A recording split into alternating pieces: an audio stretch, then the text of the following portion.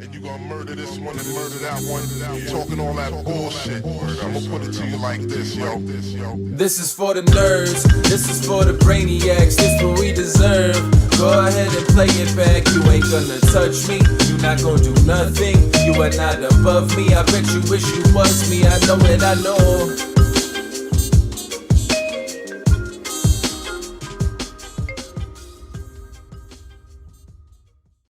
What is poppin', everybody? And welcome back to another special episode of the Only Friends podcast. Well, you know, it's me and my only friends, which includes, but is not limited to, my boy, Tortu! What's happening? I thought for sure you were going to throw it to your sidekick. What's poppin', man? I mean, there's not... He's doing some other shit. Yeah, you know, we don't have Landon. We don't have Melissa. Everyone's gone. Yeah, I know. Everyone's just having a party and shit. Mm-hmm. It's all right, though. How was your weekend? It was good. Well, yeah, what'd you get done? Well, you know, I was just thinking about yesterday. Oh, yeah, what happened? Well, it's getting close, Conrad. Berkey hits like a bitch. I don't give a fuck. Sorry, I'm warming up. Oh man, I don't see Conrad how he gets out of this one.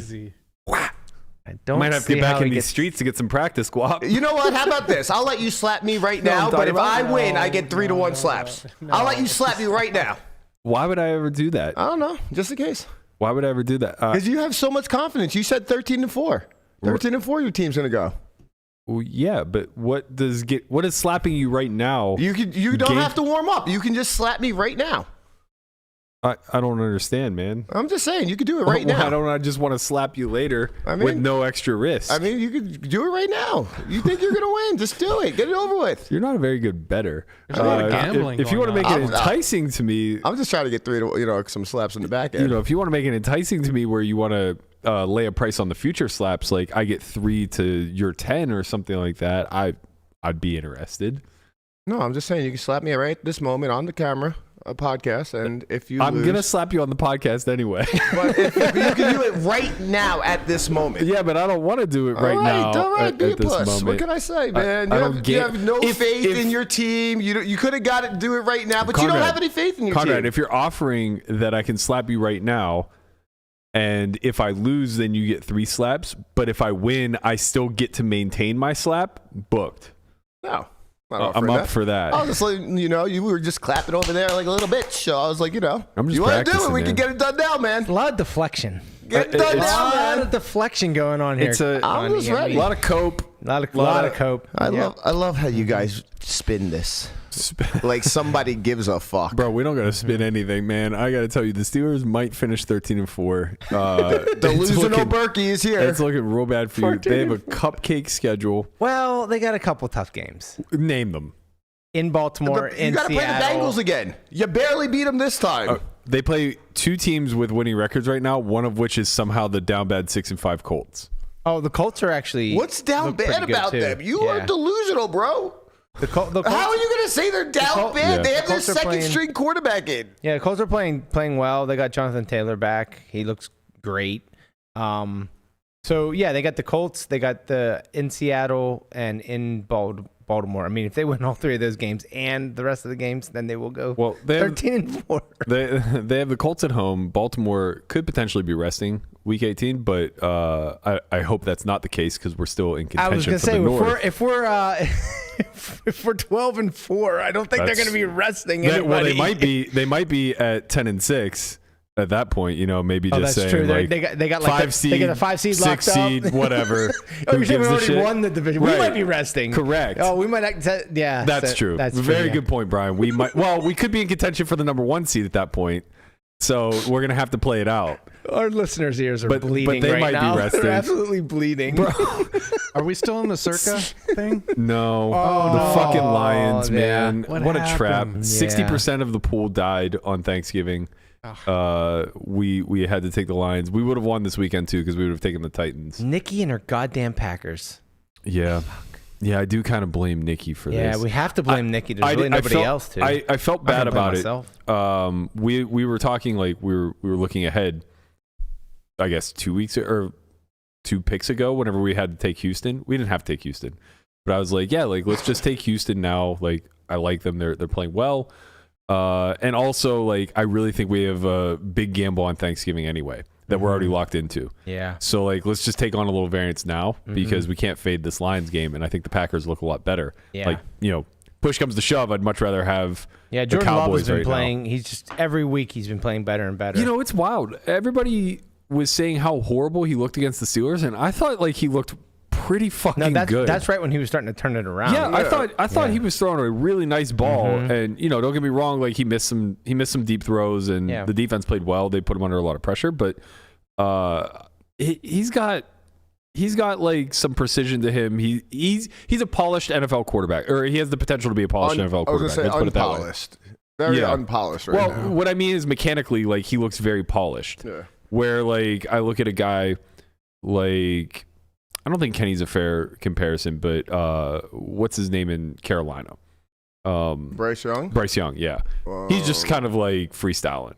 You know, he's out there. He's on a one and infinite team, and he's just like, let's just huck up a few balls. I'll tell you one thing. Happens. If I was fucking Carolina, I'd be heated that I took him over CJ. Well, you can't predict these things. Yeah, it's so hard. I mean, it's really and really he might impossible. turn out to be a great quarterback. Right. To be Who fair, knows? nobody would ever draft an Ohio State quarterback number one again, probably. But Didn't Fields go? Again. Oh, well, I don't think the Bears have given up on Fields. No, I think Fields is really good. But they do have 2 number 1 picks next year, so there's a chance he might be on the move. That's so crazy. How do they have their pick and Carolina's pick? Well, because they swapped out of the number 1 pick with Carolina last year. So smart. I mean, yeah, when you believe in Fields, it's smart. Well, no. Because, like, you know the top picks are going to be quarterbacks. But when you also believe that Carolina's so trash that even with the number 1 pick, I mean, you get, even with them, whatever, they'll get the number 1 pick. They're going to get 1 from and next 2 year, probably. Which is absurd, dude. I mean, I don't think they're projecting a number 1 pick, but, like, yeah, they're probably going to go 1 and 2 this year. They'll probably get a little bit. I think they're going to have some wins coming down the stretch. Yeah. I think Fields gets it together. DJ Moore is really good.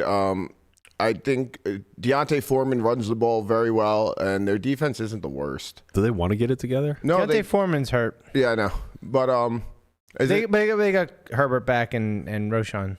Yeah. Do they want to? I mean, not exactly.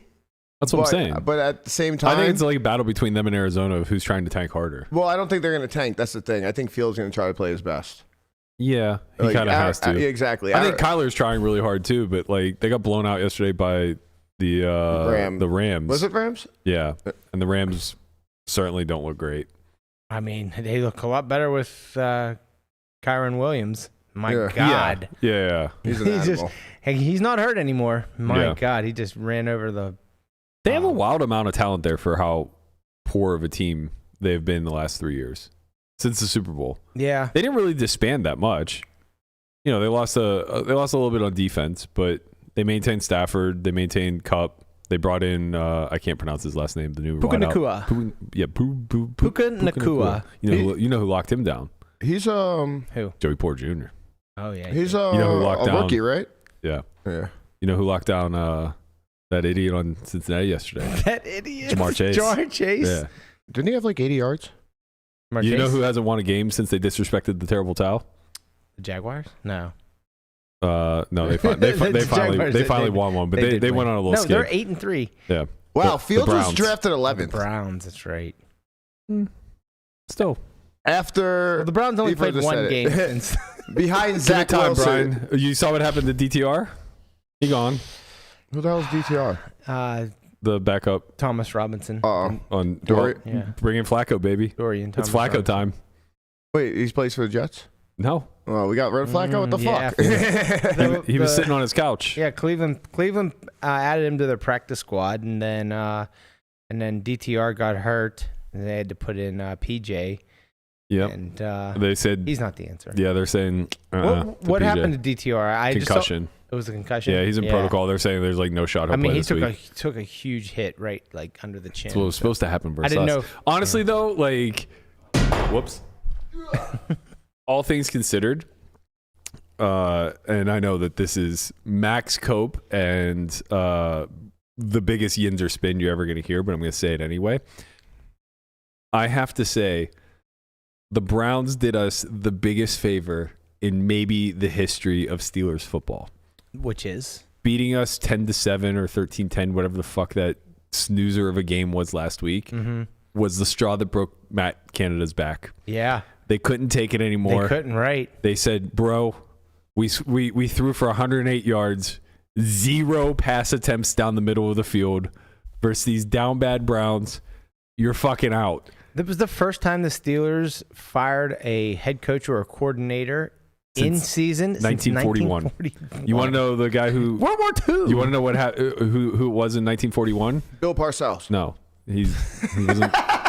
I would say he wasn't born yet, but I think that's a lie. It was the owner. He fired himself. Really? Yeah. Oh my God, that's amazing. Is he still the owner now? No. Oh. I think the Rooney's took over in the 60s.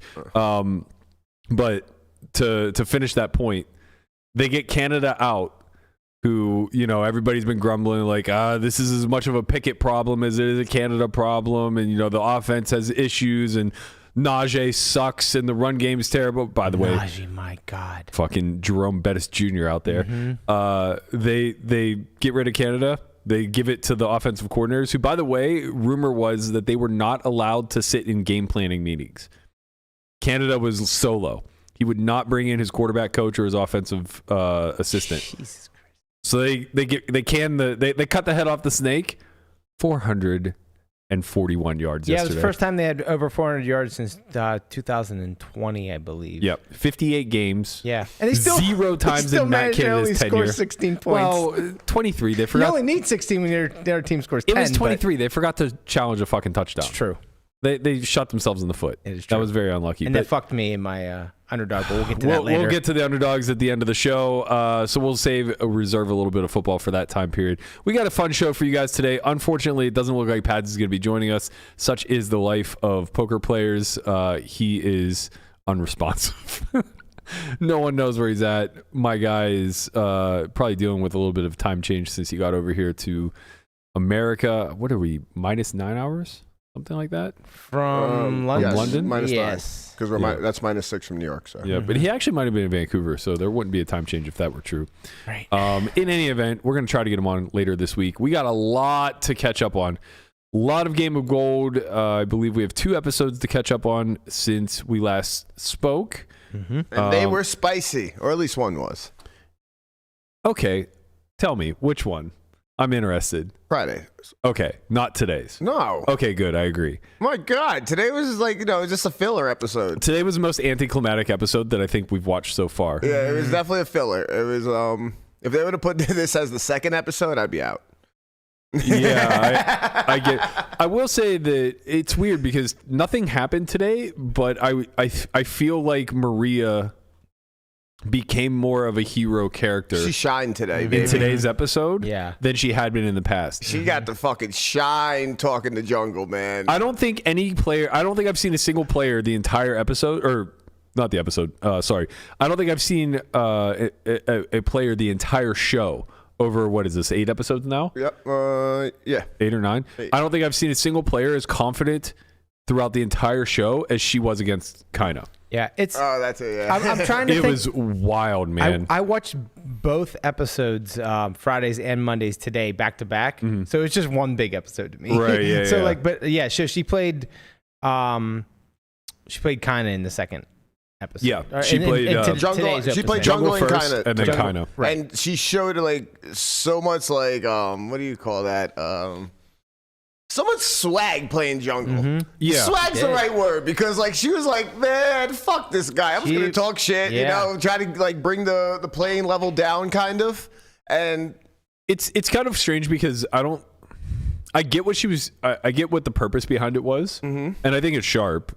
She's really comfortable in the live environment. She's been playing forever, but Jungle plays in like the most lunatic Bobby Room mix that you'll ever play in. Like, I don't know if you've seen some of the videos that like Galfon's posted. no, of course. Like, I promise you, nothing is deterring him from like doing what he believes to be the let best me play. tell you what's different. what is different? The man is scared of women.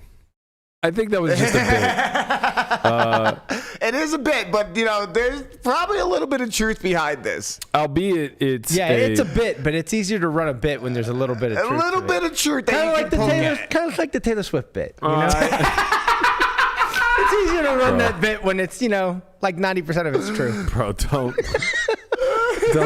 don't do this to yourself, man.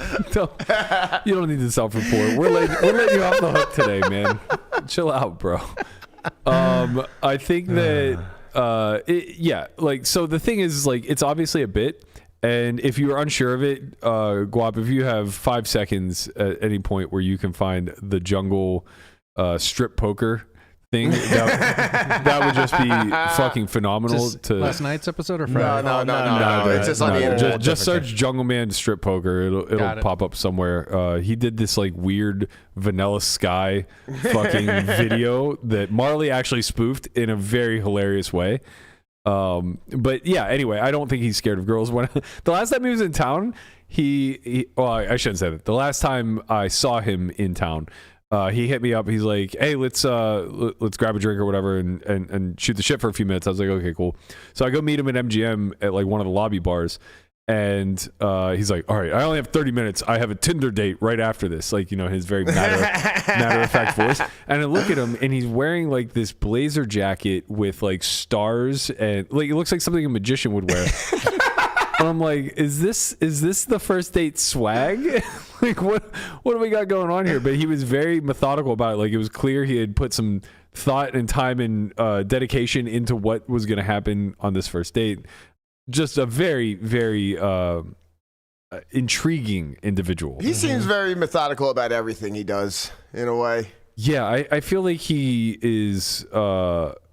Actually, I feel like I could probably relate to this. I feel like when he focuses in on something, he gets very one-track minded. Yeah. Mm-hmm. But when he's not focused in on anything, his mind probably just like runs rampant with thousands of thoughts, which is certainly relatable to me. But yeah, anyway, I don't know if Maria's table talk was deterring him at all or forcing him into some awkward situations, but it was great for the show. Because if they had been silent, that episode would have been a snooze. Yeah, it'd be extremely awkward too. Actually, honestly, they probably wouldn't have made that an episode if she was silent. I mean, what are you gonna do, man? They played the match. I mean, they would have to figure something out, just like cut just a couple hands and just like. Yeah, like they definitely went the full episode almost. Like, kind of wasn't that much. Well, it was half the episode, but yeah, I think that's true. And it was just kind of like, it was really exciting. It was good. I thought it was really good for television, and I think Maria was doing it because she wanted to make him comfortable, in a sense. That's fair. I could see that. Same thing with like her taking up clock. I think it was just very strategic. She is very liberal with the time chips. Yeah. Yo, are those big blinds later? Yeah. I'm not losing my mind, right? Those are big blinds. No, she's dusted later. like 10 big blinds because it's 2 chips per. I saw that she was throwing out 2 at a time, and I was like, wait, you have to throw 2? It's 2 per. She used 4 this episode. I believe she used 4 the other episode. Mm-hmm. So like 8 big blinds just lit on fire. Now, to be fair, she makes the correct decision both times. Single time. But she's just like. But in both times, the correct decision was folding, and I will say that, like, I think her gameplay in general trended towards the conservative side. So she was going to fold anyway. She never had to use those just like chips. Yeah, it's important to maintain those chips, I guess. But she has a lot of chips. She has a fair amount. No. Do we have an updated total for her? It's on the beginning of the thing. Shit, I forgot. I can't remember where she finished in the four-handed sit and go. She's definitely less than 5. She got second, right? She's definitely less than 5th place right now. I can tell you that much. Right. Where did she get in the four-handed sit and go? I believe she got second, right? Or did she win hers? Man, they all run together. She played the third sit and go, I believe. It was her. Give me 1 second. I'll get it for us. Oh, I didn't even see that. Oh, there it is. There it is. Just a little outtake. If you guys want to see the full video, this isn't it, but there is a very magnificent cinematic, if you will, film of one Jungleman gone rogue. You can go ahead and find that. Or you know what? Just go watch Marley's spoof of it. Yeah. KZ Killer in the chat says Maria has like 130 coins or so. So yeah, I mean, this is the other thing that we're kind of unsure of, since we know that it ends in some sort of tournament format. Okay, so sorry. Before today's matches, Maria had 75 coins. Okay, and then she scooped 2 for another 60. Yep. So I'll give her 135 minus the 2, right? Minus the 2. And they also won. 4. They also won. Oh no, never mind. That was counted. You're right. So she's going to be, as of after these, if she beats Kaida, she'll be in first or second. I'm sorry, right behind you. Okay, right. Okay, that makes sense. Yeah. So she has a few coins to wager. Mm-hmm. Yeah, but nobody wants to be throwing those big blinds around like that. Bro, once you have more than 100 big blinds in a sit and go, does it matter? Yeah. Some. It does. You know why? Because we're going to waste the goddamn clock every single hand, and at some point, that 100 big blinds is going to be 10 big blinds, and it's going to be a difference between 10 and 11 big blinds. No, that's not true. She can't lose that many coins. Evo makes a really good point, and this will take us back to the episode that we missed last week on Friday. He says there's an interesting Game of Gold discourse currently taking place between Robin about Robin and Andy and how they've made pretty massive hero folds. And as you can see, that was kind of the title of today's show, Hero Folds Gone Wrong. We're kind of highlighting that Maria has made some pretty out-of-line folds that were right. And he says, hers have been more out of line and they just happen to be right. I don't know about more out of line. I think the Andy hands really stick out to me as very egregious. I know that he kind of both took to Twitter as well as in his post-game interview on the show, and he kind of spoke to his past experience when playing deep and what those lines usually mean, as well as kind of saying you only really have your past experience and what you've observed to go off of. Mm-hmm. And I think that's a really telling statement, because though I do think Andy is a very tough opponent and plays incredibly well in these deep stack cash games, I think he's kind of self-reporting here a little bit that he may not be that theoretically sound. Right. Especially when you go into heads up, this is something that I wasn't really that familiar with either. The equity thresholds shift dramatically because ranges are so incredibly wide. So the value of second pair is far different in a heads up format than it is in a full ring format. Same thing with top pair, etc. You just kind of don't fold these hands. We saw that a little bit in this most recent episode where Jungle went for what I think a ring player would consider to be pretty fucking thin value, where front door flush fell. With the straight? Yeah, with a the front door queen flush jack, fell and she blocked, and then he found the raise with the straight no. Even in a ring game, you think that's really thin? I think that's pretty thin. Is it? I think it's pretty thin. Facing check call lead. It's not. You don't feel like you're in the best spot. No, you might be right. You just call. You also just have to remember they don't have 10-8 off. They don't have king-8 off. They don't have all these two-pair combos anymore, right? But when you're heads up, you have all it's very different, right? They just have so many medium strong hands that have the capability of blocking there, which is why blocking is an affordable strategy. You would never see the block come through in ring, and when you do, it's just nutted. Show me a fucking bluff, man. Yeah. Go ahead and show me Jack 9 of spades here, I guess. Just not happening. I would also argue that Robin's fold was probably the most out of line with the H3. Wait, I thought... No. That was Andy. Andy had the ace-3. Yeah, so whatever hand Robin played with, I don't know. It was a chop, basically, though. Oh, against...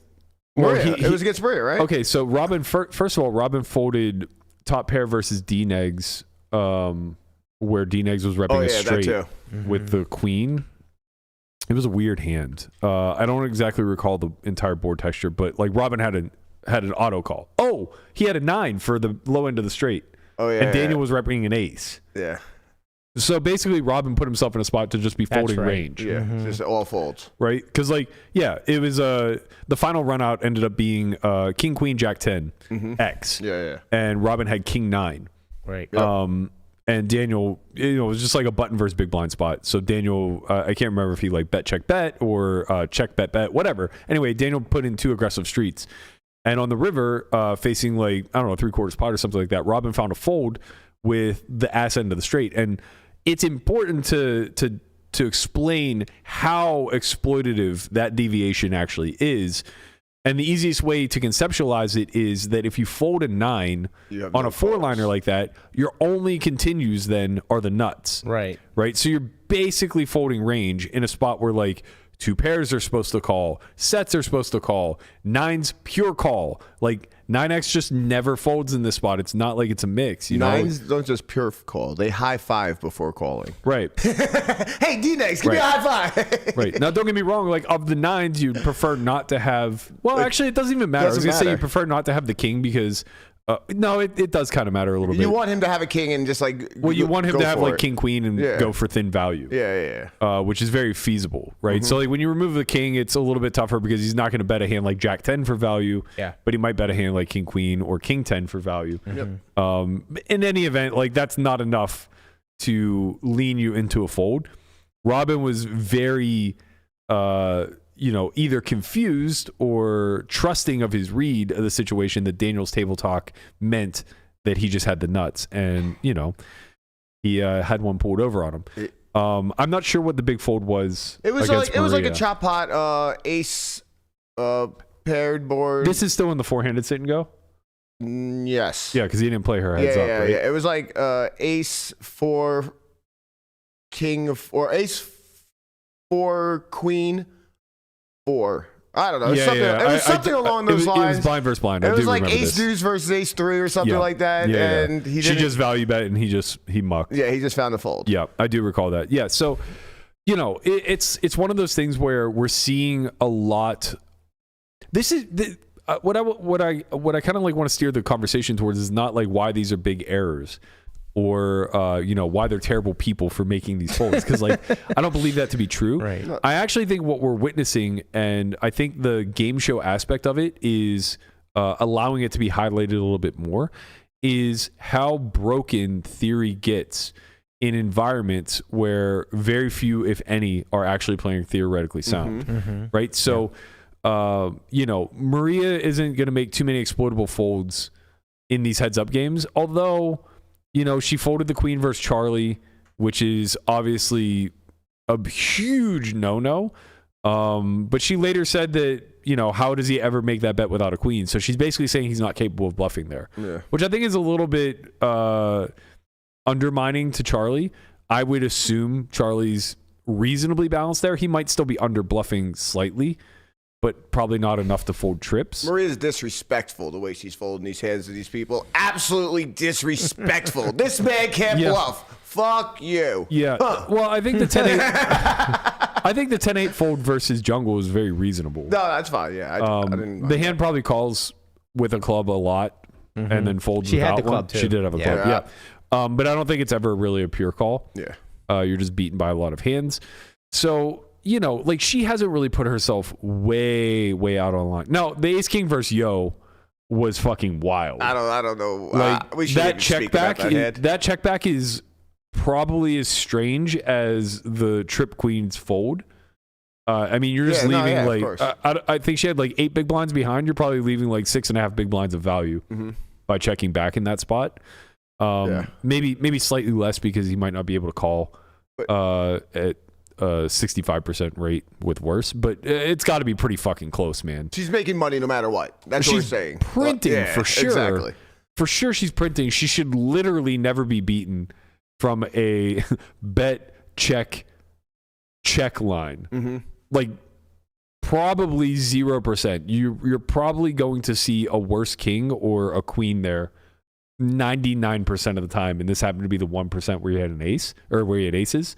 That was it's so absurd of a fucking hand. I'm like just sitting here thinking about the pre-flop action. It's like just beyond ridiculous. What the fuck went on? Just beyond ridiculous. But maybe she had some spite. So like getting back to what I was trying to say is that when you get into these environments where there's extenuating circumstances or the players themselves aren't that theoretically sound, you start to see a lot more of what leads people to being in the muck. You see a lot more of what you guys encounter at the Jewel or what, I run into in Bobby's room where it's just very spastic from one end of the spectrum to the other of how people are arriving at their decisions. And the thing that we solely know is it's difficult to misplay value. It's very easy to misplay bluffs or not have enough of them, but it's very challenging to arrive at, through polarizing lines, with too little value and too many bluffs. That don't get me wrong. Like, if you want to like throw the gauntlet out there, there are redliners out there, such as myself, who could probably overbluff a fair amount of nodes in polarized lines. But we're idiots.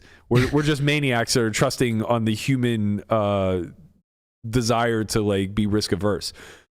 The reality, though, is that most people learn the game through value. So when polarizing spots come up and big bets are coming through, it's much more probable to be top of range. And I think that everybody is conditioned to kind of understand that.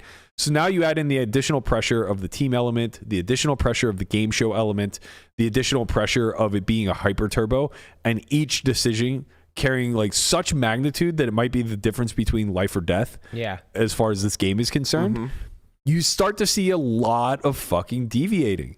And the fact is, if we run back through all the hands, Theory would have just done better in almost every single spot. Yeah. You know what's kind of interesting for me? It's like seeing so many good players, I guess we can use the word, and like just do things that a computer wouldn't. Like, like in the last I'd say the last year, feels like poker's been kind of like revolved around a solver.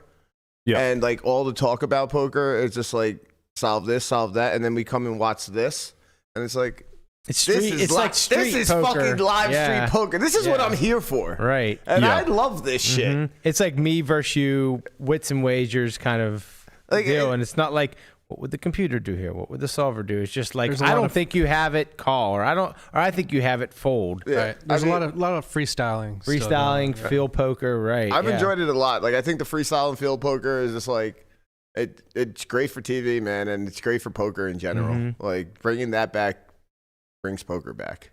Yeah. I love that shit. But if they did play like a computer, it probably would do better. What would do better? That's debatable, isn't it? I mean, no, we wouldn't be talking about this shit. I'm saying that they would do better in the game. Oh, yeah. Who cares about that shit? We want to talk about something, Right. We want to have some fun. Well, I do think that, man, it's kind of a shame because, like, I do think that especially with this group, with how eclectic it is, and I think that there are like 2 or 3 really strong theoretical players. Sorry, maybe 3 or 4. I always forget Jungle for some reason, but he should be at the top of the list. Yeah, yeah. I think there's like 3 or 4 really, really strong theoretical players in the house. Then I think there's like 2 or 3 that are, studied. They're sharp. And then everybody else. I mean, I want to know. And everybody else is like. I have to ask you, where's Charlie? No, I want to know. He's theoretical. He's very theoretical. Okay. Yeah. So it's Charlie. I think Jungle. Charlie, Jungle, Fedor for sure. And who's the then, fourth? like, I'm very unsure of Yo. Okay. So I would put. He seems to be playing pretty well. He does seem to be playing pretty well, which is what makes me unsure of him because I would have otherwise bucketed him in the middle. Yeah, and also like even when he's not playing and he's like, oh, they should be doing this or they should be doing that. He sounds like he understands the theory behind of like what the him the and Jungle seem do to disagree a fair amount, and I think that that's kind of telling. Because like him talking to Kaina is just it's not really a sounding board. No, he's talking down.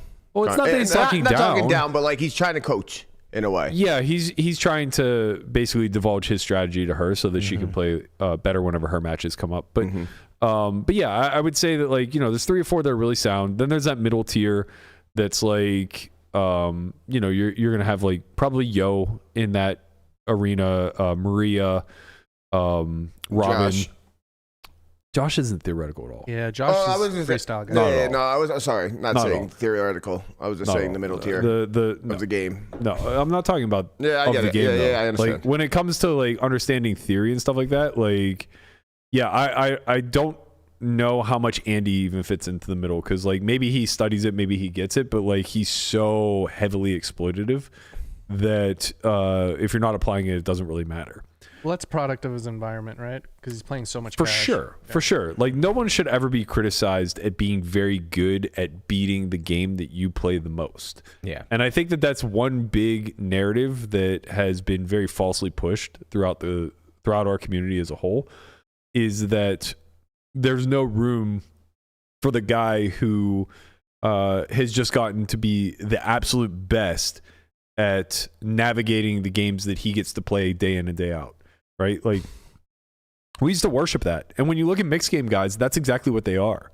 They're really, really sharp gamesmen who just understand every nook and cranny of the spread that they're playing, of the props that they're playing, the people that they're playing against. Like, that is true. They're literally cutting out micro edges. You know, you're trying to eke out an extra quarter of a big blind per hour, shit like that. And they're all very fucking good at it. New games pop up. They learn them very quickly. They're always pretty sharp. I think that those guys are like really fantastic to highlight as far as what a true live poker player looks like. Yeah. And I specify live because I think the big difference between online guys and live guys is like the difference between, I don't know, a day trader and a hedge fund manager. Live guys have the ability to adapt to anything, basically, it seems like. Well, it's not just that. It's strictly the volume. Like when you look at a day trader, their sole goal is to crank out as many trades. Well, I guess it depends, right? Like if you're trying to compete with like high frequency trading, you just want to put in mass volume, right? Yeah. If you're, and maybe that's really what the divide is like the guy who's navigating or overseeing someone like high frequency trading, and someone who's just trying to make one big bet, exactly, leverage play, boom, right, get your money and get out. Right, yeah. So maybe it's like the difference between a day trader and a crypto trader. No, I mean, you know, day traders trade on leverage too, I'm sure. Yeah, but you understand what I'm saying. Like it's all about volume. So like when it comes to the online guy, they're strictly going to be analytical. They're going to be very deep into the sims. They're going to be able to kind of tell you how every spot would play out in theory land. Even if they're not fully accurate, they'll be able to map it, right? And they're going to have a pretty strong foundational understanding of it. And the idea is that if they go out and they play this sort of strategy over millions and millions and millions of hands, whatever their win rate is, they'll collect that and that'll equate to dollars. Right. For the live guy, it's totally different. You're living and breathing an organic environment that is forever changing, and your sole purpose is to go out and learn all of the intricacies of the environment that you're playing in day in and day out, right? Yeah. Figure out what makes Bob tick and what's going to set him off to be losing 20 big blinds per 100 as opposed to breaking even, right? Because there are literally, I see this every day. There are guys in my game that when they are of stable mind, they're winning small. And when they're tilted, they're losing like 100 big blinds per 100. That's a lot. It's a lot. Are you reaching here? No. Bro, we're playing 1,000 big blinds deep, man. Like you can make really big fucking mistakes. Yeah. And that's what you see. Like the guy who just is opening a proper range from all positions whenever he's of sound mind, and then suddenly he's on tilt and he plays a 5-bet pot with 10-6 suited. And it's like, okay, this guy is lighting it. Don't you right talk now. about the GOAT like that, man. No, the GOAT doesn't do that. GOAT's always in the streets, bro. Don't worry about the GOAT. I love this guy. He walked up to me. He's like, yo, what's up? I'm the GOAT. He is self-proclaimed GOAT. That's facts. But you have to like kind of look at it, I guess, through the live eyes. Whenever you're in this environment, your sole purpose isn't to carve out the most theoretical edge that you can. It's not about applying a strategy in mass, right? It's about putting yourself in really big spots and then being right. And that is reflective, I think, of like what Andy does, right? Yeah. So when you see him make these massive folds with top pair in a heads up scenario where like no one who knows the theory would ever even remotely consider folding, there's just pure call, just like literally pure. When you see that, it's a byproduct of him having conditioned himself so well to the tendencies of his pool, to the tendencies of specific players, knowing who you can call against there versus who you have to fold against, and then just being thrust into a new environment versus an unknown and saying like, well, I don't know anything, but my baseline is to know that this is under bluffed. Yeah. So therefore I'm going to make a big fold. And, you know, if you're kind of profiling Josh, it's not that unreasonable. Like, I was surprised to see him go for thin value there. It's a really good bet. Yeah. It's a really sharp bet. And like usually people who aren't very studied heads up aren't going to find it. Right? Are you talking about the king queen hand? No, he had King queen 8. Oh, queen 8, yeah. Queen 8 versus ace 3 on. So he had a pair of 8s. He was thin value It was betting. ace 8x, all diamonds, check flop. Turn was a brick. Andy check calls turn. River was another brick. Andy checks and Josh just goes for very clear value bet with second pair good kicker. and Andy finds a fold with top pair, which is just, madness, obviously. But but I don't think it's a byproduct of like Andy being bad. I think it's a byproduct of Andy being really good at the thing that he does, and that not translating well into other disciplines. Yeah. And I think we're seeing that a lot. We're seeing that with Kaina, who is pretty fucking good, all things considered, results-wise, from playing large field MTTs, where you just have, a lot of people who are giving money away, and she's gotten very good at accepting those gifts. Yeah. Getting thrust into a hyper turbo sit and go format, Right. versus like elite players, that's difficult to fucking translate one-to-one. And you think about like the majority of the people that are playing this game, right? Most of them have very little experience in those super turbo heads up, no ante formats, and it's just like if you have no experience, how do you adjust on the fly? And a lot of people can't. That's very difficult to do. I'm actually really rooting for Kaina to win this. I just hope she somehow she might just find her way to right win into this the shit. finals, and then anything can happen. I mean, you get in the finals and you catch fire. It's true. She's going to need a lot out of Yo, because it does not look good for them right now. Team Fedor, Team Maria, Team Josh, huge favorites to be advanced to the finals right now. Yep. We're waiting on the final outcome next episode, but currently Maria holds a 2-0 lead over Team Yo, and Yo will basically have to sweep Maria, Josh, and Fedor over the next 3 matches in order to flip that. So it does look like there's a pretty high probability we're going to see Fedor, Maria, and Josh in the finals, which I think is great for the show. I think that they're 3 really strong players of the overall format. They have poker chops. They have kind of the social chops. What did you guys think about Charlie kind of, well, 2 things. Let's go in most pertinent order as I'm speaking. So first and foremost, what did you guys think about Charlie kind of playing the psychological game of throwing the monkey wrench in of you guys just let Fedor go first? No discussion whatsoever. Right. I love that. Yeah, I mean that's like you think he was trying to get under Maria's skin? Not just under Maria's skin. I think he was trying to put doubt in Josh and Maria's minds that Fedor doesn't think they're good enough. And then I also think he wanted to make them feel victimized. Divide into the team. Yeah, you want to make them feel victimized. Right. Like, this guy just took advantage of you very clearly. Right. Get you on tilt before you even get out of hand kind of thing. That was definitely like smart. a strategic thing, I think. It's funny because when I watched it in real time, I thought he was just being genuine. I think you guys are giving him too much credit. No way. You are such an apologist. Hold on a second. Oh my God, I can't wait. Back to what Brian was saying. I also thought the same thing. I thought he was being very genuine when he was having this conversation with Maria. So I think maybe you're giving him too much credit, and maybe he just was being genuine. Okay, well, I mean, He was 0% genuinely chance, sticking a needle into fucking everybody in the back room. That's what he was genuinely doing. I just thought he was surprised that they didn't do it. Like he was just like, wait, like why would you not like?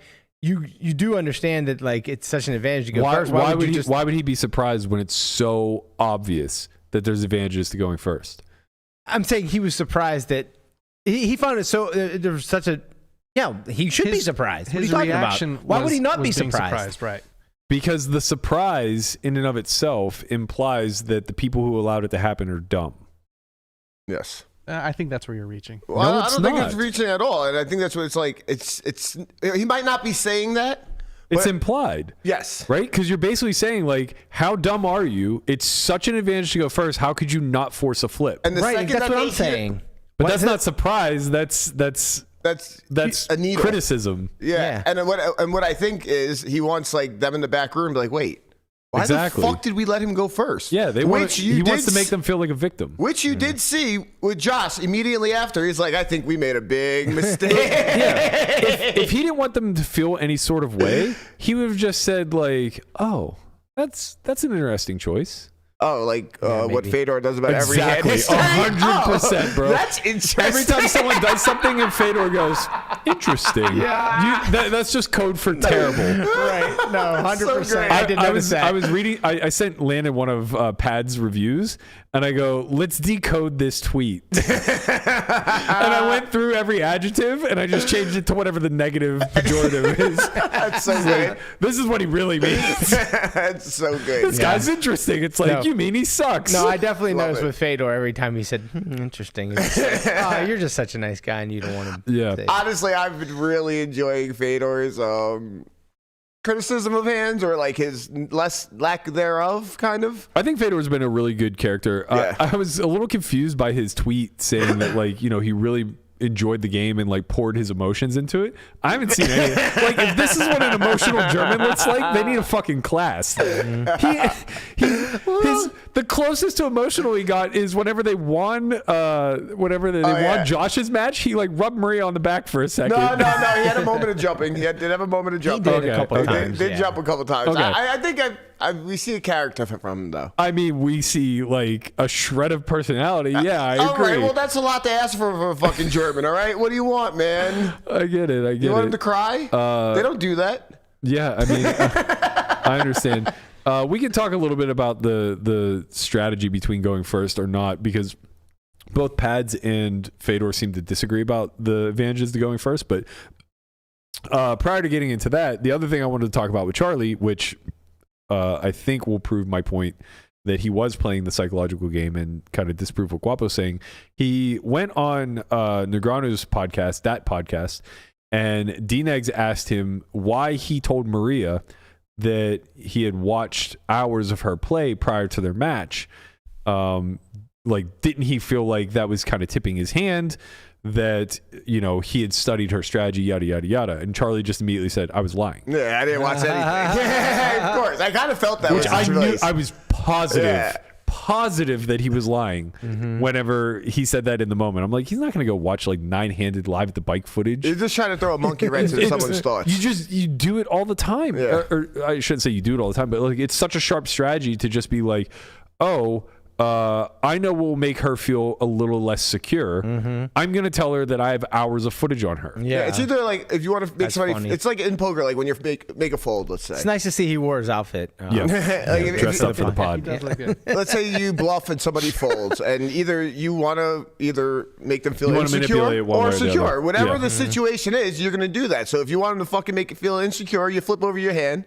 If not, you're just like, oh man, I had the ace. I got really lucky on you. Nice hand. Yeah. You know, like it's the same thing, kind of. This this led to a bit of back and forth between Maria and Charlie. It got a little spicy on Twitter. Really? I didn't see this.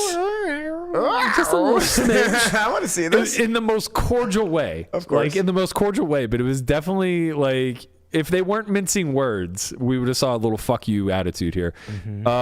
Maria said, so Daniel posted the video where Charlie was just like, yeah, that was a lie. Like, I didn't watch any footage. I was just trying to get in her head, yada, yada, yada. Maria replied and said, the beauty of the psychological aspect of the game is that trying to exploit your opponents on a level that can open you up to being exploited in turn as well. I usually choose not to engage in convo during a hand, but will do so when I feel comfortable that I could benefit from the exchange and glean more info than I give off in the moment. Charlie played well and was tough to play against, but I never once felt like he had a psychological edge against me in the match. To which Charlie replies, for what it's worth, there were a number of spots where I went very out of line against you because of reads. There are a lot of hands that didn't make the cut, smiley face. I lost 6 all-ins, won 1, and won far more than my fair share of small pots. Heart. Do we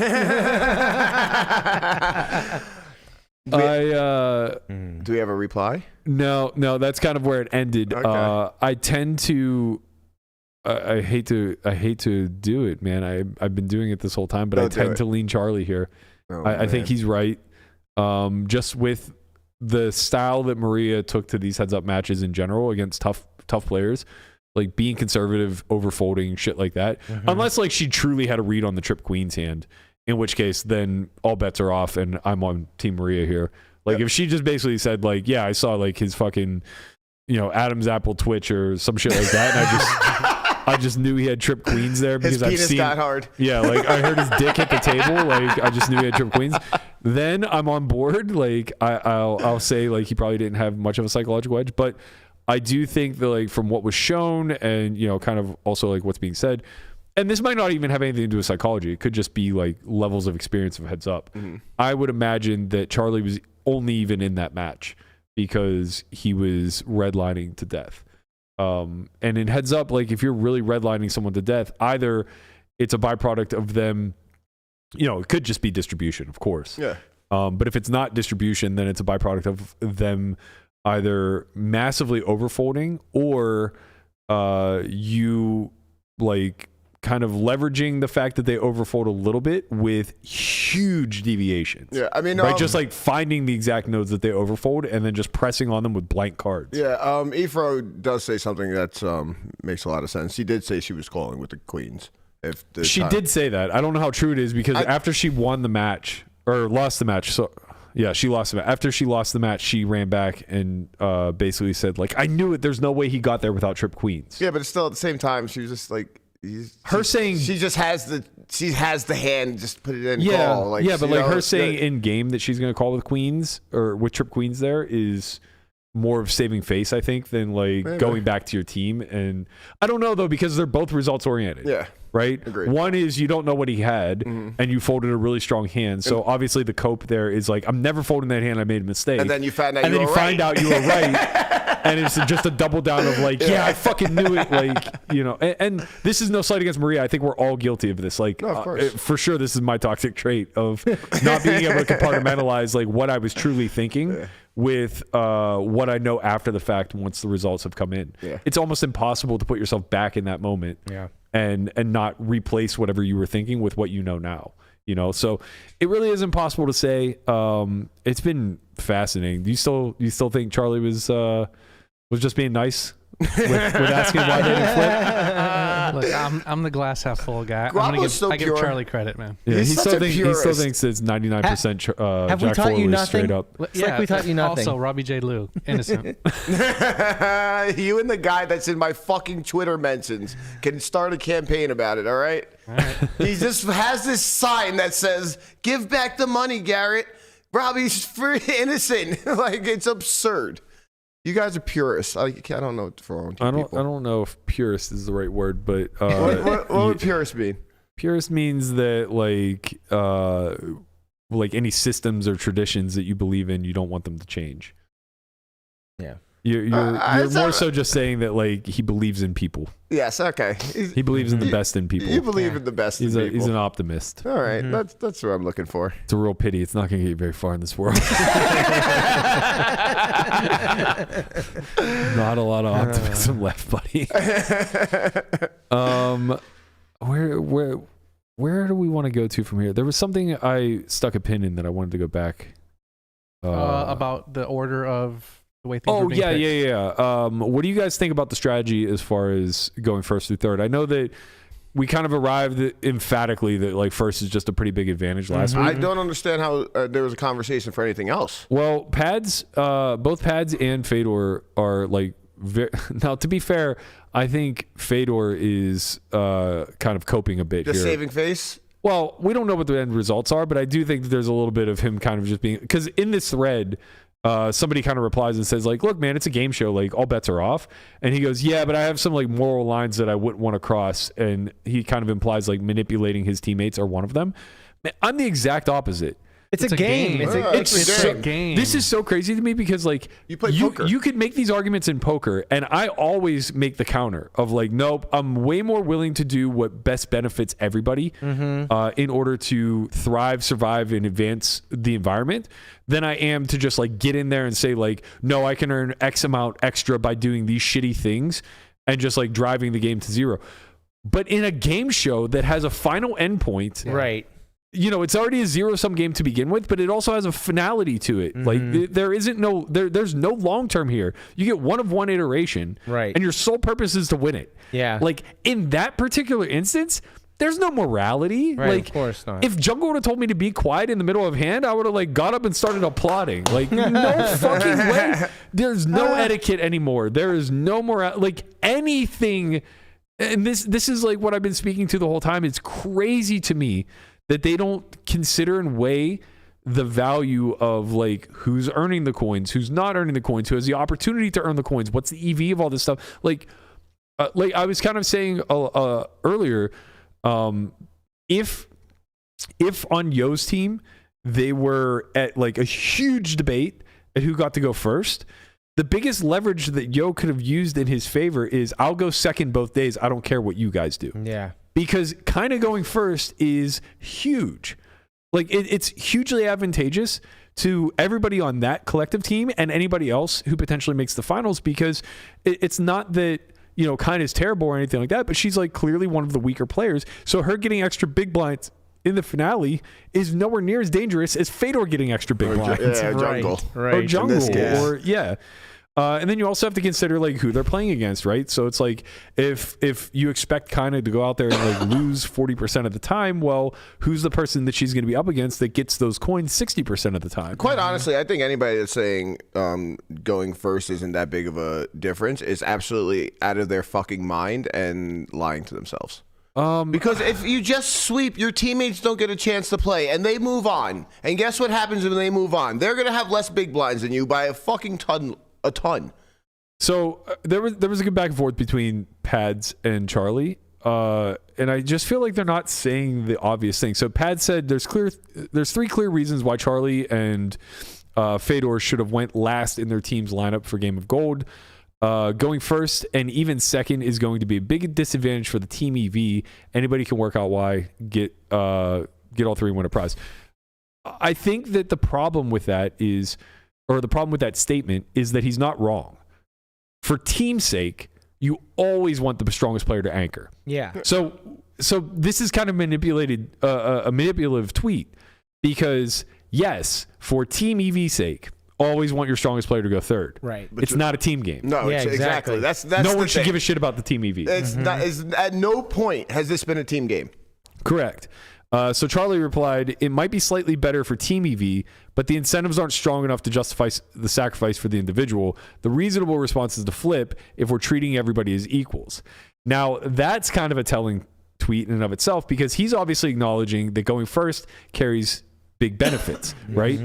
And then there's the caveat of if we're treating everybody as equals. Well, it's very clear that on at least Yo's team, they're not treating everybody as equals. Right.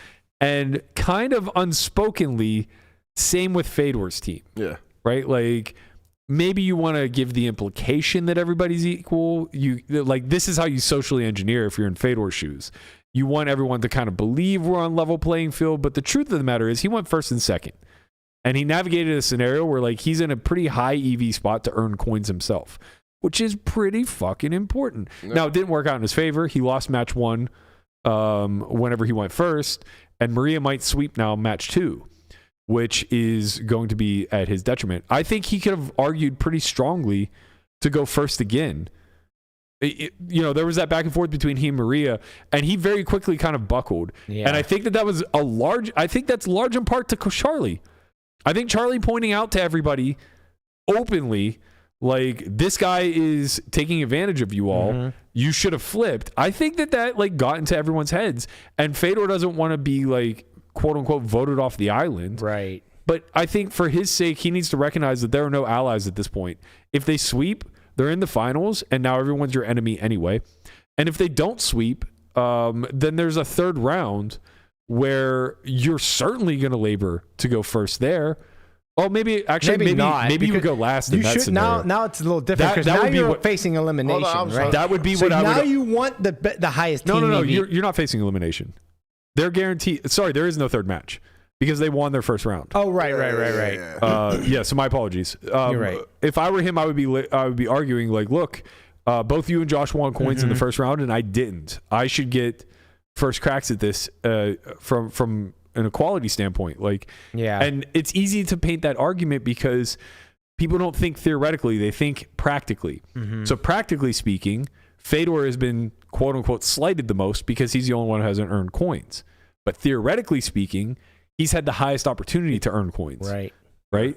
So I think he understands the theory, and then couple that with the social pressure from what Charlie started and everything else. I think that he just kind of said, okay, Maria, go ahead and go first. Hopefully I get a chance to play, kind of thing. Man, this, like, I wonder how much different people would do things if they were to watch this all and then run it back next week. I don't think that a lot would change, and here's why. But I just want to argue with that because, like, because even when, like, you could say Fedor is like, all right, I didn't get coins, let me go first, like this time. Immediately, Josh and Maria should be like, no, you got fucked and we should flip. If they understand the theory of it, yeah. But even flipping is better for Fedor than just being auto-slotted second. Maybe not. Maybe it's close. It might be close. Yeah.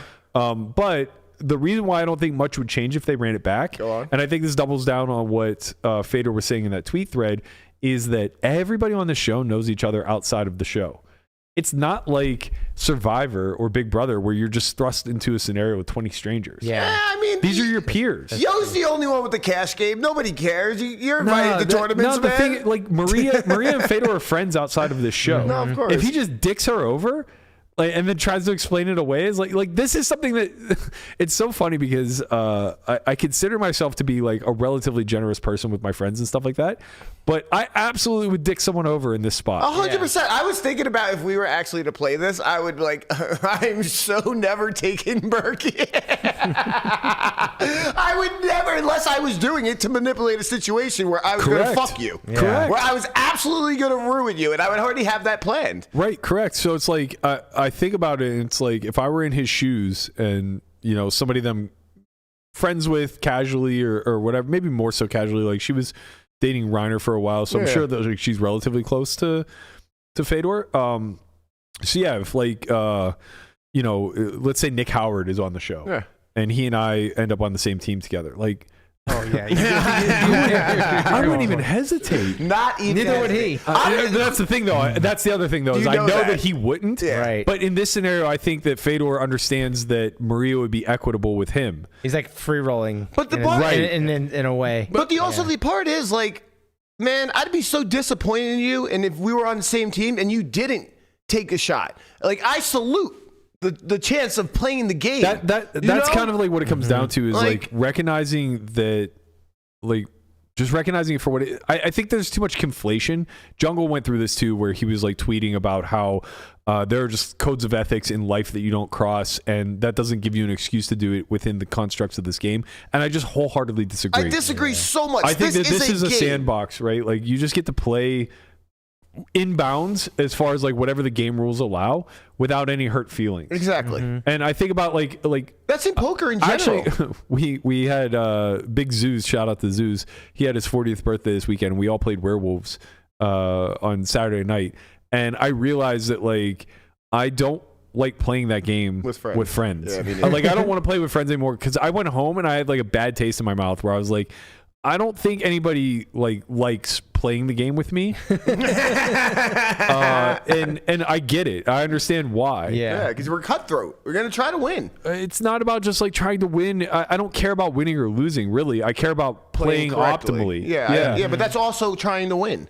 When you're playing optimally, you're trying to win. Yeah. And yes, and you're gonna step on some toes. Well, that's you're the thing. You're gonna hurt some fucking feelings. That's the thing. In the game of Werewolves, it's very hard because it is so clear. It's the inverse of this. It's so clearly an individual game that is actually measured in team score. Mm-hmm. Whereas Game of Gold is a team game that's measured by individual, right? So the reality is they're the inverse. Like Werewolves is a team game, Game of Gold is an individual game, right? But they're played the opposite. Game of Gold is played as teams, Werewolves is played individually, right? So it's really difficult because you want people to understand the strategy when you're playing the team game. Otherwise, playing optimally doesn't really serve you any longer, right? Because what you do is you just socially out yourself from everybody else. So one of two things that happens. Either you emerge as a leader where some people will just be like, no, he really knows what he's talking about. Like, I'm going to fall in line kind of thing. Or you ostracize yourself and you just die quickly, right? And both can be true too. So you can both emerge as the strategic leader and ostracize yourself and die quickly. I mean, that's what happens to you every time. It does, and I Yeah. don't mind that. That's why you're always the first one dead. Yeah, I don't mind that at all. Unless you're the werewolf. Then we know he's a werewolf, and then we kill him. Yeah, regardless, he's always the first one dead. It doesn't matter. Berkey makes it to round 3, he's a wolf. Kill him. It's true. It's just good strategy, and I don't mind. I don't mind that it plays out that way because it should play out that way. And Right. like, I like to see the game pieces fall as they're supposed to. Like, I got frustrated that Andy won as the werewolf because like nobody killed him in round 4 where he's still alive. Yeah. It's like he's just an auto You kill. were obviously dead round 1. Yeah, I love this game. the wolves killed me at night. He killed me before I could get to him. But like what I'm getting at is I also recognize like what it takes to play a good strategy, and especially when there's a gap between the group as a whole and you as an individual when you're trying to bring the group along, it's alienating, right? And the same thing is going to be true in this game of gold. It's so hard for Kainan to not feel alienated, right? And there's no incentive for anybody to bring her along because it's not a team game, truly, right? It's kind of like you can kind of be dragged along with our team because A, you serve us well in the finals because it gives us a softer spot as far as we're concerned, and then B, we don't have a choice. Yeah, I mean, I want to see kind of fight for herself so much more in these situations. Like, I really want to see her fight for herself, like to play first, or like flip, or force them to not think getting what they want. Yeah, Like Not just to default to like, Yeah. I know I'm the one of the weaker players, so I defer to you. Like I remember saying it last week. Right. Like I would have, if I was Kainan, I would have fought for going for second for both. Well, I don't, Like, I don't know, man. I don't mind her strategy, to be quite honest. Like, I think she's doing good as far as like getting paired up with people who can help her It's win. kind of like the floater strategy, right? Where Right. you just kind of like float along, and you let the better players and carry she, you to she the end. doesn't need to accumulate a lot of coins. Listen, right? And she just needs to be there. She's had 10 big blinds her right, whole she's life. putting herself in a position where she could be there. Right. So I think David is the opposite. I think David is what you're talking about, where he's Go on. really advocating for himself. He's putting himself in a position to be an alpha in spite of the fact that, like, as far as poker chops go, he's probably lower third. yeah, I don't think that I'm saying I don't. And like, he's alienated a lot of people. Yeah, I don't Him think- clowning on Andy is such a bad look. so bad. But Right? I also don't think that I'm saying like he needs to put himself as like one of the best in poker, like saying that he's the best in poker. I just want him to fight for. If you're fighting for yourself, though, that's got to be the argument that you lean on. But I don't have an argument. It's just like you guys aren't Nah. going to unfair me because you think you're better than me. Yeah, but that's not going to fly in a competition. Well, I don't give a fuck. We were flipping. I mean, sure, fine. So I'll give you a good example. I just started watching. Bro, this is awesome too. Like What's that? we might turn this entire podcast into a game show review. Squid Game became a game show on Netflix. I now. just saw So this that, is- but I didn't actually This see is that. after the movie, Yeah. and So it's in English. yes. Okay. So it's 400. I don't have to read subtitles, is what you're telling me. So it's like what is the number? 456, I believe. Yes. Yeah. Yeah. So 456 players, all English speaking. Thanks, It's Berkey. important, I think. Yes. One guy from just outside of our Our hometown, county, right? Yeah, he's like one of the heroes. They really profile him throughout many Shout out tapes. to Armstrong County, PA. Anyway, the second game, I won't give away with the. Actually, I will. It doesn't matter because they go in order of Squid Game anyway. The second game is the cookie, where they have to like carve out the shape, Okay. and it's a circle, a triangle, a star, and then a fucking umbrella. Do you have to actually watch Squid Game, like the I show didn't watch Squid Game. Okay, and I neither really did I. enjoy it. There he is. There he is, Rick. Hey, Rick. I DM'd him today. We're gonna get him on the pod at one. You of these. what? right. Yeah, I DM'd him. Bro, You he's from my DM'd hometown. him? He's from our hometown, What the bro. fuck is wrong with you? Don't fuck with Dr. On Rick. which platform? IG. Oh my god. He's Dr. Rick. Okay, Dr. Rick on IG. Shout out to I'm Dr. gonna Rick. go through Berkey's fucking DMs later. I'm gonna see all the people that he's Why are you reached in my out to. DMs? I'm gonna go look at see who Berkey reaches out to. It's like this Anyway, lady on the news. She's as, made it. as I was saying, the second game was the cookie game, right? So nobody wants the umbrella, of course. They have everybody get into 4 single file lines, and then they take the first person from each line to come in and select the shapes. And those shapes will be now selected for their entire line. Nobody wants the fucking umbrella, right? Oh. Nobody wants the umbrella. So it's literally you get a little tiny piece of honeycomb, okay, with a shape that is. I legit know zero. I understand. About I'm Squid explaining Game. it to you. Yeah. You get a piece of honeycomb, so a very brittle piece of honey, basically. and it has a shape already partially carved into it. You have to carve away the outer edge of the honeycomb and keep the shape intact without breaking it. Okay. There's a circle, a triangle, a star, and then an umbrella. So a circle. You don't want the umbrella. You don't want the fucking umbrella. So a circle would already tough. basically be done. It's essentially done. It's Okay, really hard I just fail wanted to with make the circle. sure. Okay. So obviously everybody wants the circle and nobody wants the umbrella. Right. So they have 2 minutes to make a decision of who gets every shape. Now, of course, they play the prisoner's dilemma, and they all land on the equilibrium of everybody defects. So nobody chooses the umbrella. 2 minutes expires. They all die. Next 4 come in, and they just witnessed the prisoner's dilemma fail. Now, if you think about it in prisoner dilemma terms, this just happens until everybody dies and the game ends. But there's a second equilibrium to the prisoner's dilemma, and it's the cooperative one. Right. And it's higher. It's higher EV than the defecting one, right? So effectively, this now lands on somebody has to accept the umbrella, right? And nobody's thinking strategically about this. Like, no one goes in there and says, like, I actually think I could do the umbrella, and what, let me consider, like, who's in my line kind of thing. Or let me consider, like, so there was one guy, they thought it was going to be the tug of war. There was one guy who got, like, a really strong line together. I would have just approached him and be like, yo, listen, you have a really strong line. Would like to eliminate those guys. Do you think you can do the umbrella? Yeah. I have a question. I'm sorry. Yeah. So there's 4 of you that go into the room. Yeah. And is it a team that gets out? Is it individual? Like, I don't understand. Like, Everybody then gets assigned that shape in your line. And now individually, if you succeed, you move on. If you fail, you die. Okay. So anyway, the whole point I'm getting at is, like, nobody really considered the EV of any of these situations. They all just knew they didn't want the umbrella until finally they found this one guy who just, like, broke down in tears and took the umbrella. And now everybody's stuck with the umbrella, right? And, like, you just have some success rate, some failure rate, whatever. Point is like, there's always going to be, like, low-key strategy that's involved in every single micro decision that's being made. Right. Even if it's an individual game that's being played on teams.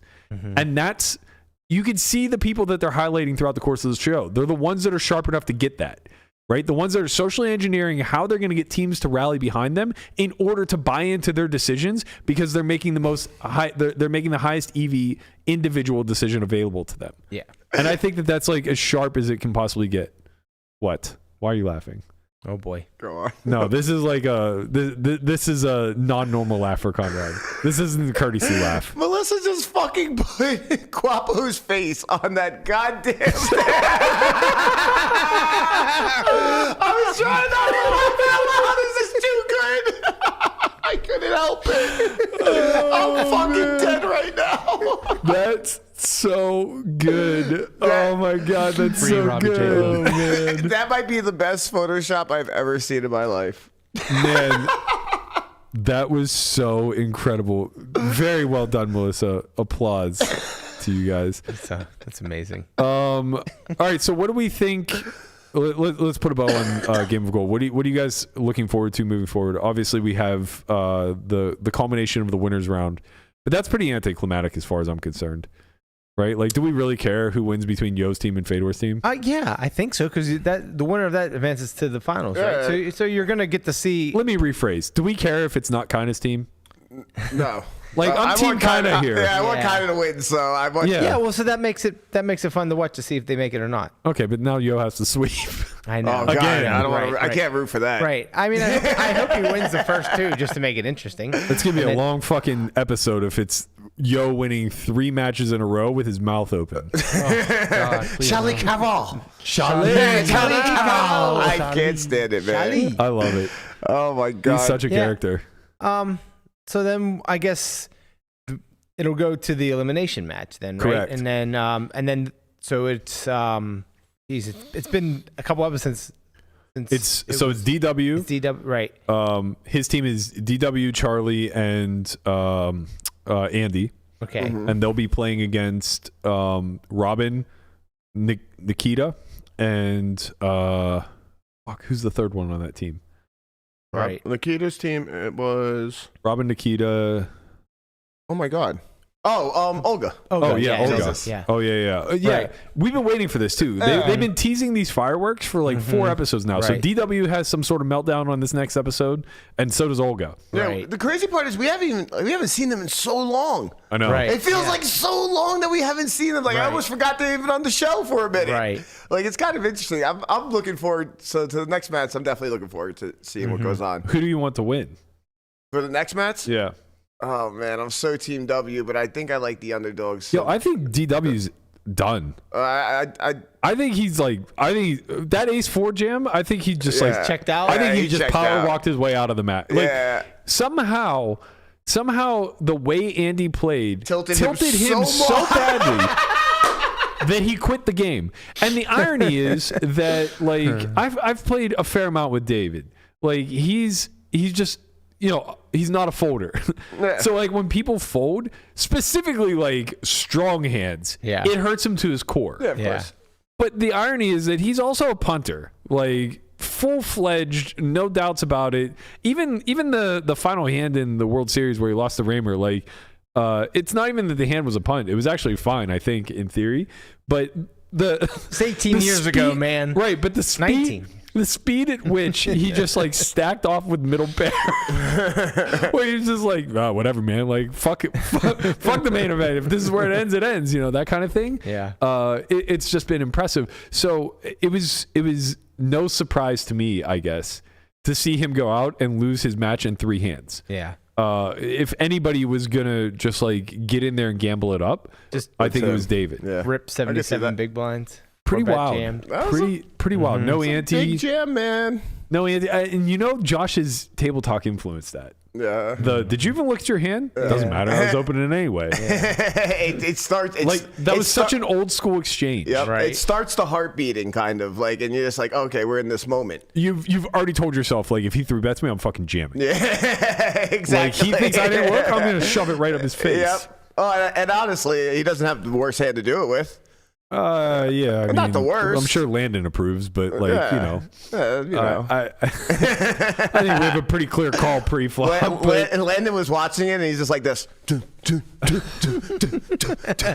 Maybe ace 5. Maybe ace 5. Yeah, I would like to see the Nikita, Robin, Olga team survive. They're Me too. they're 3 of my favorites in the show, even though I do think that they're kind of weaker players as far as like the structure of the show goes.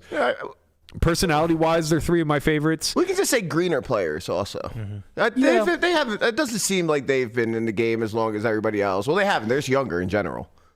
Yeah, but like, you know, as far as like poker chops go, I would take all 3 of them over Josh and David in most scenarios, but I would take Josh and David over, well, maybe less David. He really does seem oi. He's not happy right but now. Josh, at least, I would take over all 3 of them in this game. I have a question. Have you been reading everybody's replies on Twitter and be like, okay, well, this guy definitely didn't win. No. This person might have won. No, I'm trying not to spoil it. Although, like for some strange sinking feeling, I really strongly think kind of won. Me too. The way truly- she's writing stuff, I swear, I'm just She's like sweating the tweets so hard. Like, I just really think that she fucking got heads up in the final somehow and like shipped it. But I have think no so, too. clue. Obviously, Yeah. I'm just speculating. I haven't really been like paying too close of attention, and I get it because they were all part of this like big social experiment. It's been a year since they filmed. They they've haven't been been able to trying talk to about waiting it. to talk about it. But man, the threads that are coming out, like it's like as if none of them have ever been scrutinized online before. Well, none of them have ever been scrutinized online before. Berkey, they're not you, okay? I just see a Coke thread being tweeted every single day where it's just like, okay, let me explain what I was thinking when I folded top pair. Type of it's thing. like, who cares? Bro, we love you, man. We don't care. it's like like get it's- out there and do you. Like I like David's response actually. Oh yeah, I don't give a fuck. He was just whatever. like, after hearing all the chatter about the Ace 4 jam and me talking shit about Andy, let me just say that I wouldn't go back and change a fucking thing. But we know he didn't win. Definitely didn't win. Definitely did not win. I I kind of love the forgot heart. about his inability to care long enough. Like, if it's not Top Chef or what was he on? Top Chef. Was it Top Chef? No, Yeah. he was on Top Chef. He was yeah. on, no, it was something else. Master. Master Chef? It was Is one that of a those thing? shows. Yeah, It was one of the it wasn't Top one of the Chef, cooking yeah, shows. yeah. Anyway, Yeah, when it comes to poker related things, he's a get in, get out kind of guy. He got another game somewhere else. He doesn't give a shit. It's a hobby though. If it's cooking, I like his side. I'll take him all day, every day because he's strategic. He's smart. He's a gamesman. He was on MasterChef. MasterChef. Okay, what's the difference? Top One's and master. one's on Bravo, the other isn't. That's how Lamanna knew. Fucking Brian. That's how and his Lamanna knew Bravo, it was man. not Top Chef. So what do you guys think? So 3 are going to advance to the finals. We're pretty sure, we don't know, but we're pretty sure the finals is going to be a 6-handed sit and go, kind of reminiscent of the Poker Actor Dark. Yes. Right now, who do we format. think goes to the finals? Well, I mean, it's We mostly, don't. There's a whole nother fucking round. Bro. yeah. Right. I think that. Well, what do we think is gonna like? So we're gonna be left with 3 in the finals and then 6 competing for the final 3 spots. What do you think they're gonna do? Like what kind of what format do you think they are gonna use to eliminate 3 more players? Well, right now it's 9, right? It would be 9. There'll be 9 left, and There'll be 9 left. 3 will be in, the finals, and there'll be Yeah. 6 left for the last 3 spots. Yeah. Oh, they're gonna- somebody's going to lose. Yeah. Right, Sorry, 3 are going to be gone after. So after, you're asking what's the format after this? Well, what do we think it might be? What do we think? Yeah. So there'll be 6 players left, basically. How are they going to dwindle that down to 3? Right. Interesting question. It's Right. I hope it is some sort of like what I would really like to see. A non-poker related. No, it will be. No. Yeah. I think poker's fine. I would like to see some sort of like Iron Man tag team type of thing, where like I don't want to risk. The problem is that everything has been turbo-esque, and it kind of has to be. Yeah. But I think that the way to make it non-turbo-esque is to have all 3 playing at once in heads up, like so basically in like a heads up scenario, right? So what I mean by this would be like, You think they're going to stay on the same teams? no, not necessarily. They're Right. probably going to draft new teams. Yeah. But I'd like to, basically what I'm getting at is I would like to see something where there's only one game being played, but all 3 people are consulting with each other. I really want a 6-man free-for-all. Like, I want to eat like a cash game with a certain amount of hands or something. I know it's kind of hard to do something like that because it's going to make gamble happen later on. Like, it's almost impossible to do like a 6-man cash game. But I want to see something all for one. Like, every man for themselves, bottom 3 is going to get eliminated. Yeah.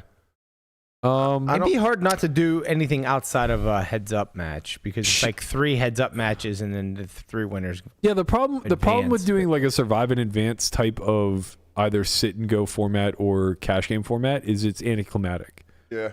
Right? Like you just see 3 people bleed off.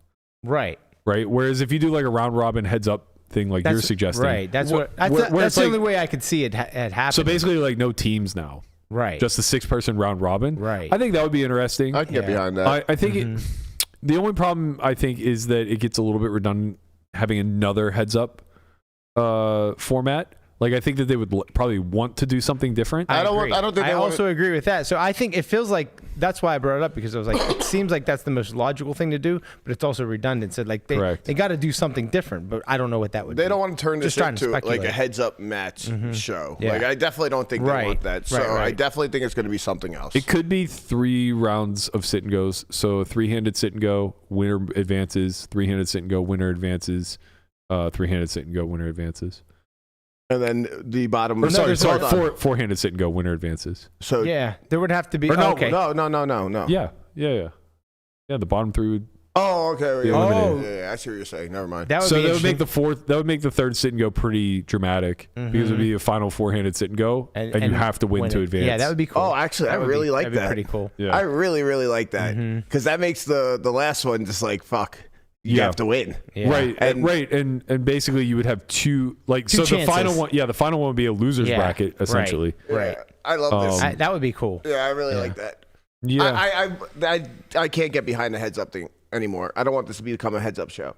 it's also a lot if you do a 6-person round robin. That's a lot of matches. Yeah. Yeah. But I mean, I think they have a really cool way. They have obviously the editing is absurd in the show, and I think they'd be able to make it really cool if they did like a round robin style. Yeah, Because like you kind of just bang, bang, bang, bang, bang.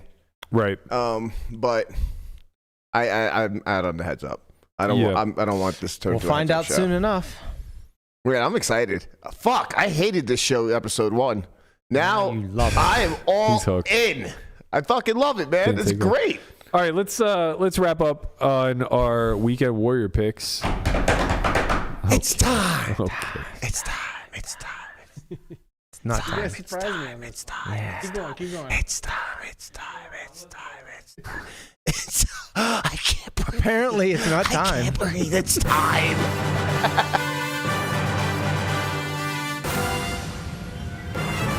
Let's fucking go! We are back! And we stopped betting with our brain and we started betting with our heart. And that's why, once again, Conrad's higher of 277 for CJ Stroud has come in.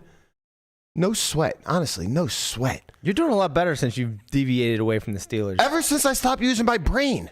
I stopped using my brain, and guess what? No. It's just W's. It's literally the exact opposite. No. Najee sucks. And Right. my brain tells everybody that. No, and your heart wants to believe that Najee No, sucks. no. And that's what you would always pick, and you would always lose. Incorrect. And now you've decided to use your brain No. and pick a very, very good quarterback who throws for a lot of yardage every week, and you said higher. This and what is- did you do? You won. This is the opposite. Listen, I'm trying to give you credit for your Brian's brain. right. No, he's you're not. you're just gonna see Najee rush We're for both trying to 1,000 tell yards. him Right.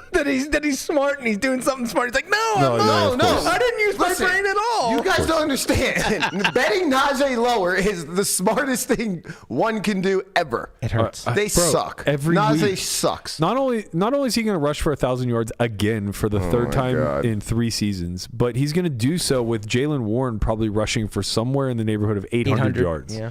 Womp womp. How'd you do this week, Burke?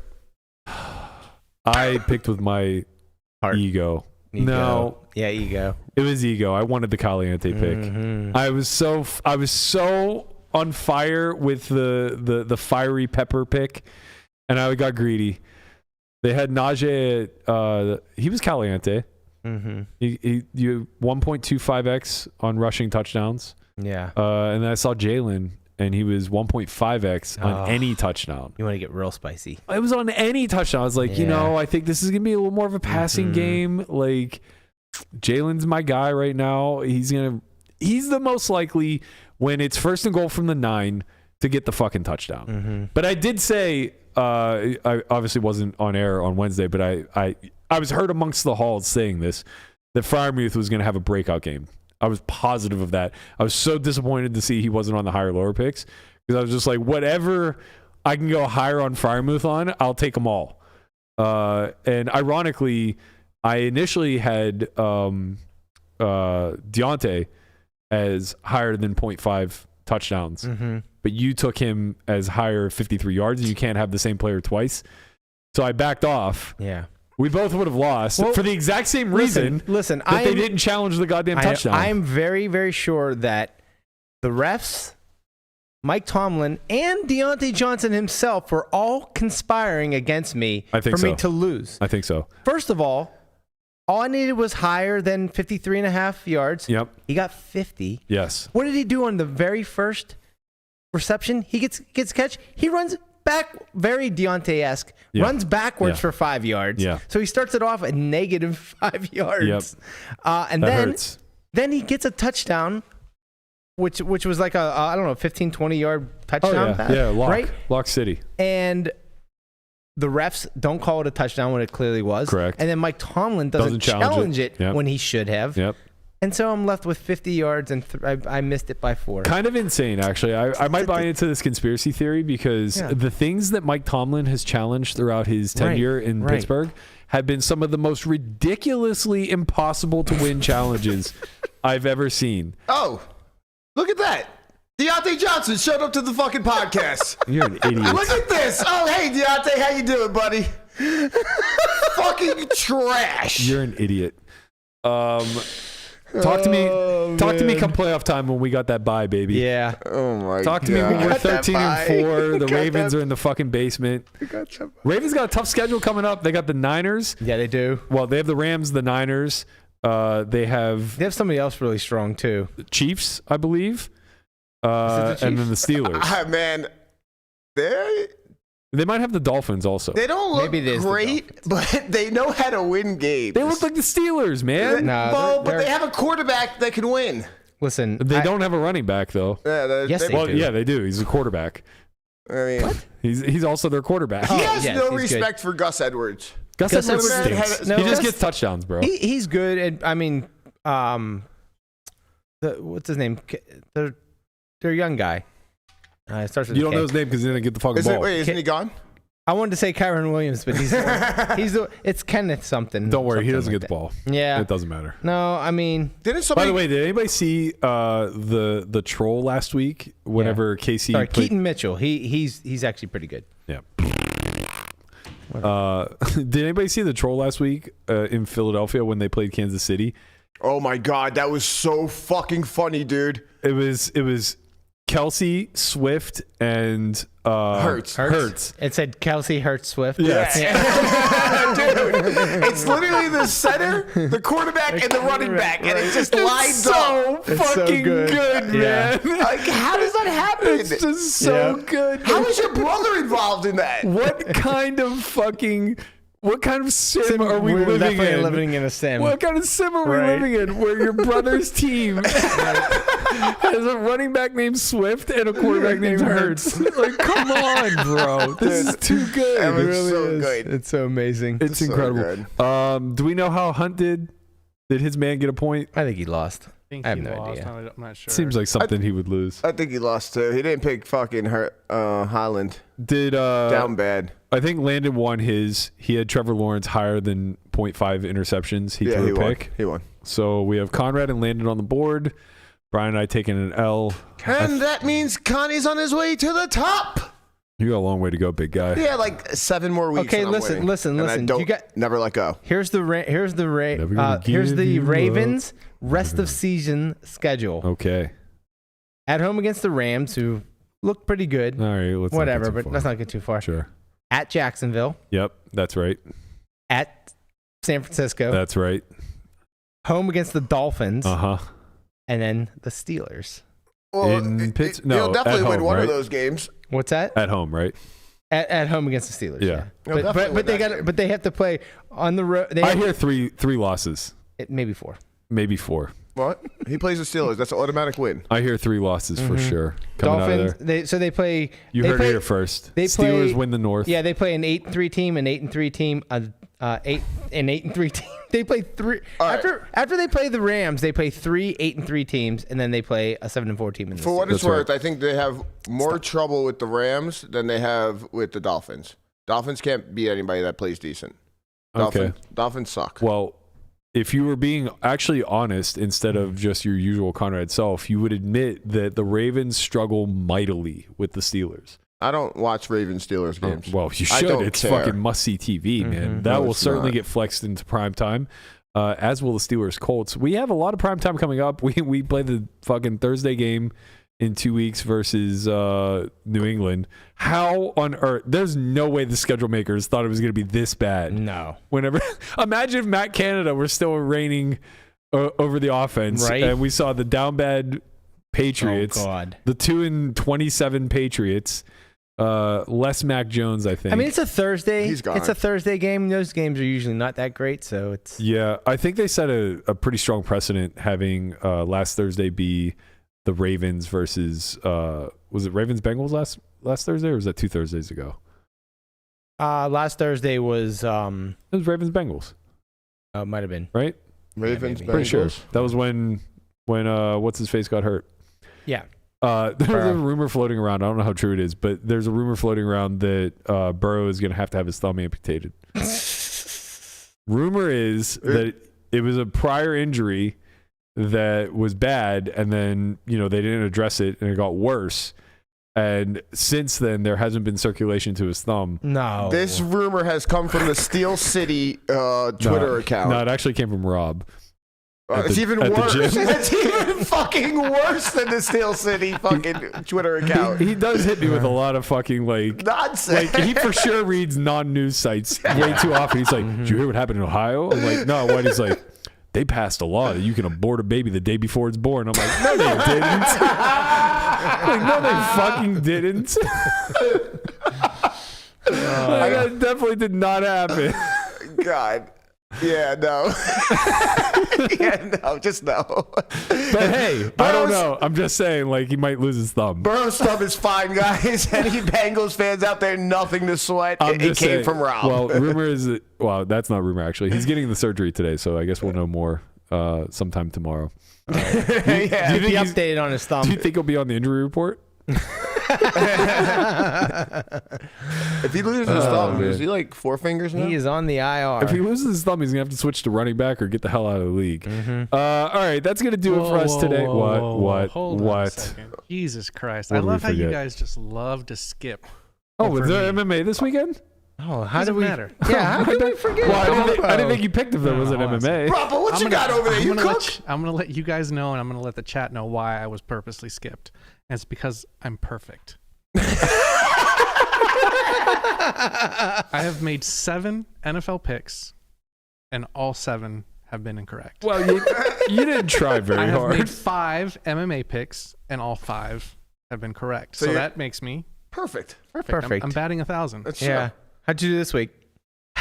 I lost, but and it's because I picked NFL, but it was a win-win situation. Who'd you So have? I picked Pickens.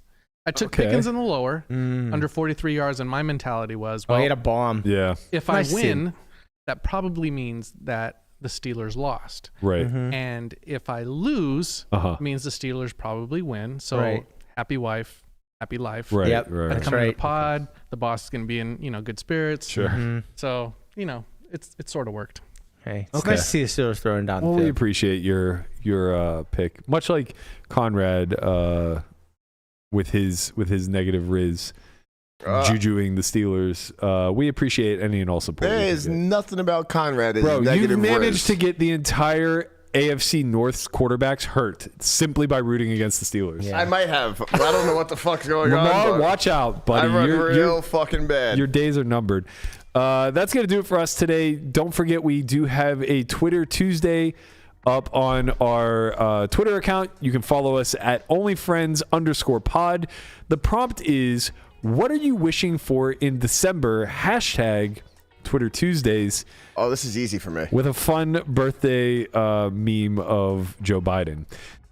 You'll enjoy that one, I promise. Don't forget, we are still running our Black Friday, Cyber Monday sale. If you're considering signing up for the yearly subscription, you'll get $100 off. This is the equivalent of 4 months for free of sellforwhy.io.